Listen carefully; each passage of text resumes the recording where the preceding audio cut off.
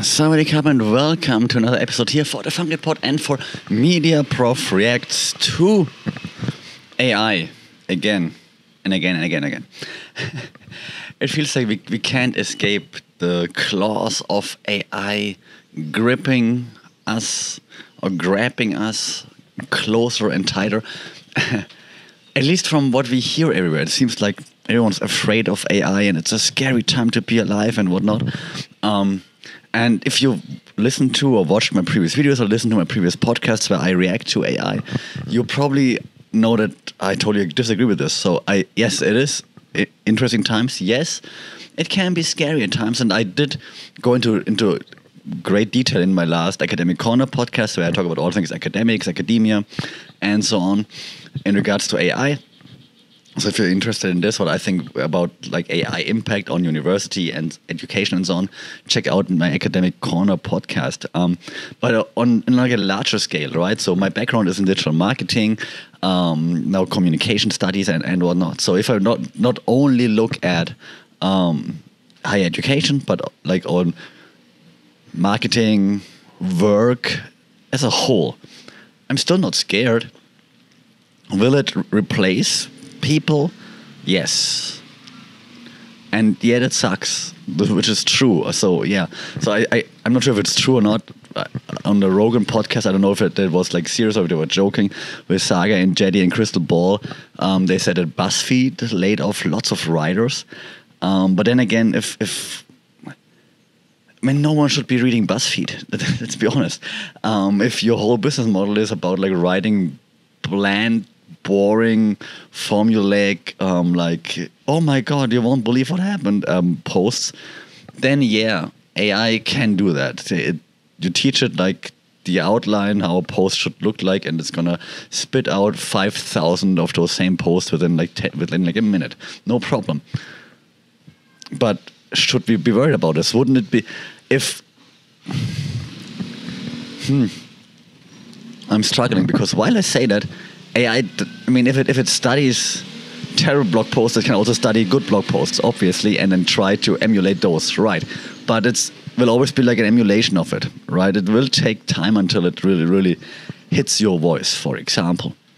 And I think that's where you will have to set yourself apart, right? How do I stand out with my writing? How do I not be a bland writer? How do I add my own voice, my own opinion, and so on to it? And I think that's just the important part there to make sure that AI won't replace your work, won't replace you, won't replace us. And in education, I'm adjusting, I never really had standardized tests because I think they're stupid, but I do encourage my students to use AI if they want to, and just make sure that I don't ask them questions, or I don't grade them on stuff that an AI could do.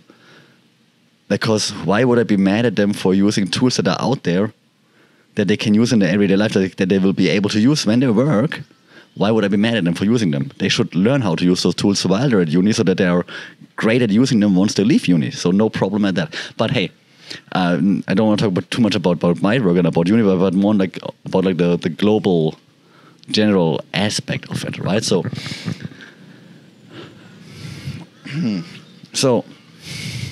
see, I'm torn because I think it's super interesting where AI comes from, and Lex Friedman had like an interesting post that I not necessarily agree with. He's like, the humans are APIs for AI. AI is API for like programming, and for this program for Python, and Python is for C# and whatever. And this is he then narrowed it down to like how it all relates to physics, and physics is the API to the universe or whatever. So typical Lex Friedman thing, like semi-smart. There's some good stuff in there, but then it's also wannabe philosophy in there. And I just don't think that Lex Friedman is like a philosopher, but he doesn't say that he's one. So not throwing hate to Lex. Like, I think Lex is awesome. That's why I follow him. But like, it has some grounds to it, right? And that's why I also said we shouldn't be afraid of AI, because it is somewhat just the next step. And I think on Rogan I also discussed it, that they said like, yeah, the developers of OpenAI, they were surprised at how big it became how fast and how big. Because for them, for the developers, it was just the logical next step. It was nothing like, oh my God, awesome. It was just like, well, we've been doing this for 20 years now. So the next step is just simply to chat with it. It's like no big deal. But the public who hasn't been exposed to AI for basically forever, they're all freaking out. It's the same thing now when I talk with my colleagues. Lots of them are freaking out, like, oh my God, are we going to get replaced? And so on, right? For me, like I've been working with AI tools forever, like thanks to digital marketing and so on. Like I've been looking into AI writers and like I know since I was a teenager. Like, I mean, back then Yahoo Pipes would scrape the internet. You would scrape the internet and then you would create like your own pipelines. Then like scrape content from here, put it together, publish there. So that's been kind of like an AI back then as well. So I mean, for us, people who have been exposed to it, it's nothing crazy. We're just like, yeah, I mean, everyone has been working on like natural language processing forever. So it was just about time to actually release something like this. And that's why I'm saying like it's just the next progression. It's not like a quantum leap and all of a sudden. No, I don't think so. So and that's why I also don't think that it's going to just replace now everybody.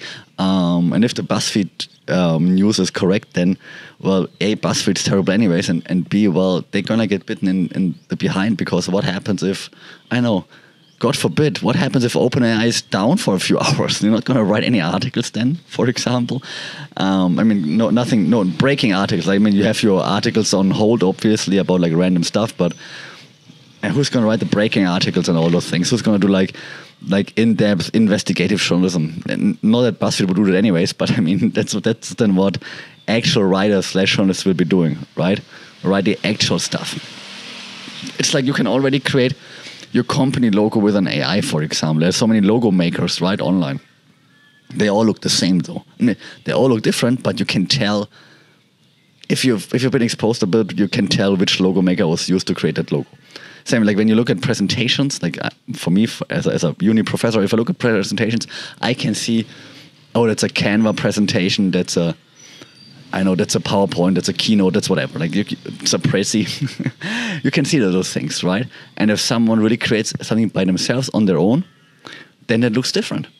And I think that's the reason why we should not be afraid of AI. We should embrace it. I use AI as inspiration, as a guideline.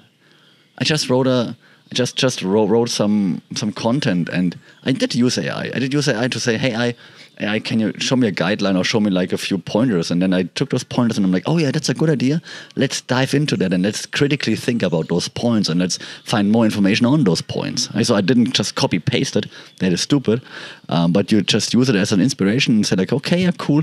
Saved me a little bit of time right now, so I don't have to think about the guideline or like the outline by myself. But then once I have the points, I'm going to go deep and I'm going to analyze and so on. And for that, AI is awesome. AI is also great if you're a student, for example, and you have to analyze, like, or you read something difficult, you're like, oh God, that's so many words. What does that mean? Copy it, put it into the AI, in this case OpenAI, but there are others. Put into the AI, say, hey, summarize it, make it easier to understand, and then the AI will summarize it. You always have to double check if really you think that everything that's in the original text is really also translated into easy in the new text. But things like this are awesome. So utilize AI rather than being afraid of it, rather than banning it. That's what I'm saying. You can't ban it anyways. It's going to be implemented in MS Teams. So there's no way of banning it anyways. So use it, know how it works, utilize it, embrace it. Don't completely rely on it. Don't be like oblivious and be like, AI is going to do everything. I don't need to do anything, because that's also not true, of course, right? Because, and here's a secret, and then I'm going to finish because my voice is going to go in any second, but the AI is only as smart as the input you're giving it. So there are two things, all right? What do you ask the AI matters? So you have to know what you want. You just say, hey, AI, write an essay. AI is like, yeah, here, and that. But you need to say, like, what should it focus on? Like, which voice, which style, and what. So you have the input, make the input really specific. The same thing with the AI picture generators, right? Midjourney, which is my favorite. Like, I think it's even way better than DALL-E in my opinion. But then there are others, like there's. I just used an AI presentation generator that combines like DALL-E and then also the text generator. Pardon me, now you see my voice is going. So that's great. So use all those tools, but it really is only as smart as the input that you give it, and it learns from text that's out there. So if there's lots of BS text out there, the AI is going to give you BS back. Just saying. All right. Now that my voice is completely shut, let me know what you think about AI, workforce, impact on life, society, and so on. I'll do a detailed breakdown next week when my voice is better. And now I'm just gonna quietly suffer on my bed, pass out, and hope my voice is gonna get better. As always, thanks for joining. Like, share, subscribe, rate the podcast so we get a bigger audience. We can discuss all things AI a little bit more. Until then, stay safe, take care. Somebody cup.